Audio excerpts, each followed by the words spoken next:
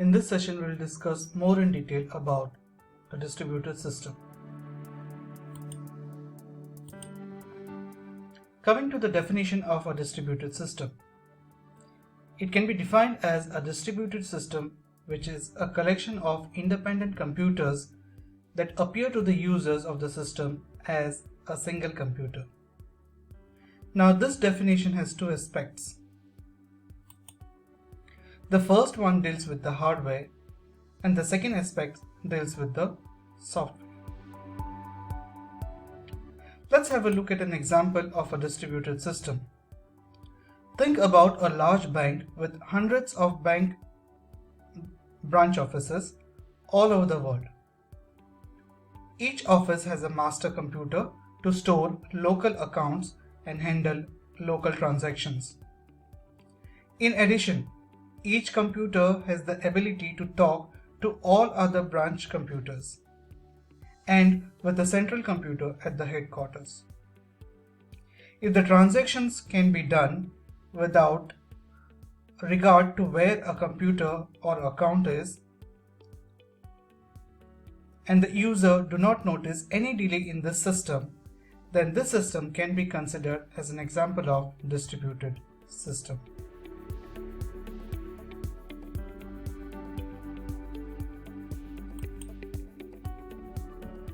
Let's have a look at the advantages of distributed systems over centralized system.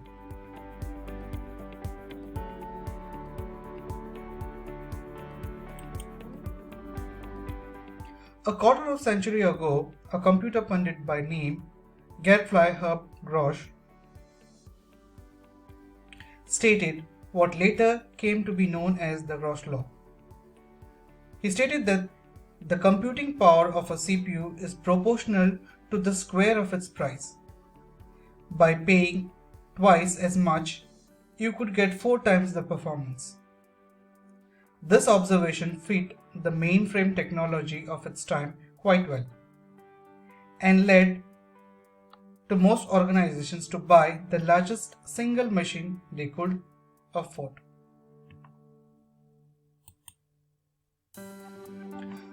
With the introduction of microprocessor technology, the Grosch law no longer holds, because for a few $100s you can get a CPU chip that can execute more instructions per second.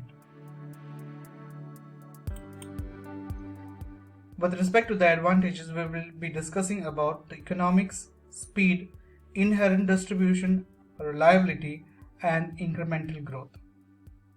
Coming to the first advantage, economics. With a collection of microprocessors cannot only give a better price per performance ratio than a single mainframe, but may yield an absolute performance that no mainframe can achieve at any price. Let's have a look at an example. With the current technology, it is possible to build a system from 10,000 modern CPU chips, each of which runs at 50 million instructions per second, for a total performance of 5 million instructions per second. Now, for a single processor to achieve this, it would have to execute an instruction in 0.002 nanoseconds. No existing machine even comes close to this. Now, practically, if a computer of that speed fully contained in a 0.6 mm cube would generate so much of heat that it would melt instantly.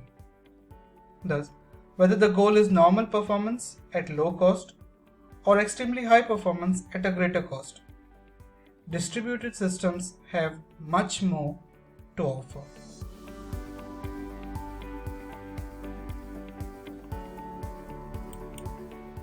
Next, about speed. The distributed system, or also called as the parallel system, are designed to allow many users to work together, whose only goal is to achieve maximum speed up on a single problem.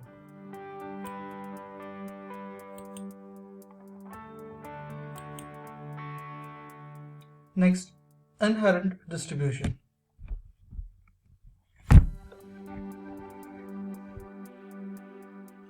Inherent distributed system is also called as computer-supported cooperative work, in which a group of people located far from each other are working together to produce a joint report.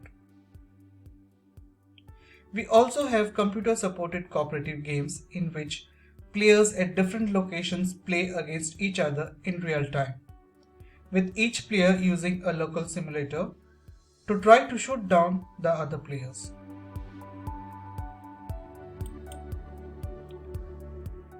Another potential advantage of a distributed system over a centralized system is higher reliability. By distributing the workload over many machines, a single chip failure will bring down at most one machine, leaving the rest intact. Ideally, if 5% of the machines are down at any moment, the system should be able to continue to work with a 5% loss in the performance.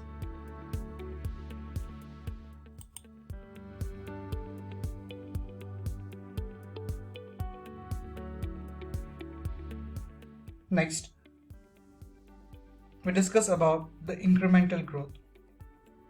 The incremental growth is also potentially a big plus. Often, a company will buy a mainframe with the intention of doing all its work on the same mainframe. If the company prospers and the workload grows at a certain point, the mainframe will no longer be adequate.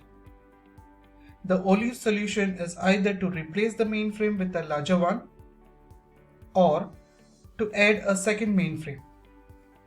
Both of these can wreak a major havoc on the company's operations. In contrast, with a distributed system, it may be possibly simply to add more processors to the system, thus allowing it to expand gradually as the need arises.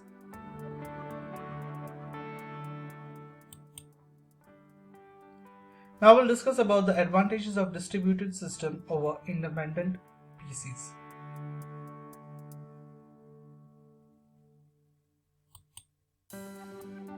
Many users need to share data.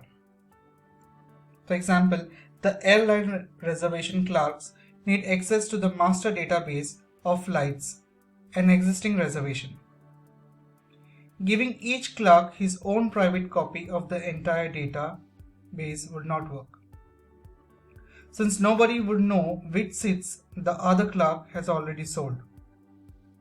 The shared data are absolutely essential to this and many other applications. So the machines must be interconnected, and interconnecting the machines leads to a distributed system. Next, device sharing. Sharing often involves more than just data. Expensive peripherals such as color laser printers, photo typesetters, and massive archival storage system can be shared. A third reason to connect a group of isolated computers into a distributed system is to achieve enhanced person-to-person communication. For many people, electronic mail has numerous attractions over paper mail, telephone, and fax. It is much faster than paper mail and does not require both the parties to be available at the same time, as in terms of telephone and fax.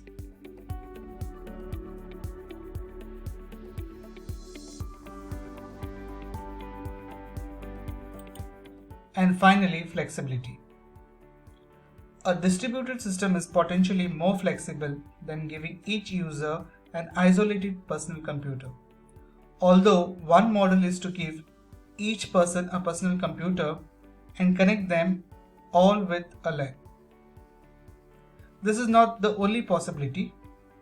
Another one is to have a mixture of personal and shared computers, perhaps of different sizes, and let jobs run on the most appropriate one, rather than always on the owner's machine. In this way, the workload can be spread over the computers more effectively, and the loss of few machines may be compensated for by letting people run their jobs elsewhere.